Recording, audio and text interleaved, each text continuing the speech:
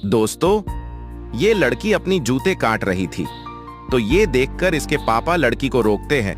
तो लड़की बोलती है, मुझे नए और महंगे जूते चाहिए और ये जब तक ठीक है आप नए जूते दिलवागे नहीं, इसीलिए इसे खराब कर रही हूं। तो इसके पापा बोलते हैं, मेरे पास इतने पैसे नहीं हैं। तो लड़की बोलती है, मेरी ही किस्मत खराब थी जो इस घर में पैदा हुई।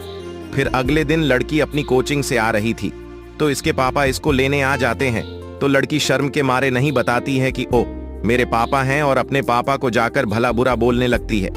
फिर अगले दिन लड़की अपने दोस्त को कोचिंग जाने के लिए कॉल लगाती है। तो दोस्त बोलता, मैं हॉस्पिटल में हूँ। तो लड़की हॉस्पिटल में आती है, तो लड़की देखती है वहां उसके पापा हैं और उनकी बात सुनकर रोने लगती है। आखिर लड़की ने ऐसा क्या सुना, जानने से पहले वीडियो को लाइक करके चैनल को सब्सक्राइब कर दे। तो दोस्तों, इसके पापा अपने बेटी को फोन दिलाने के लिए अपनी किडनी बेच रहे थे।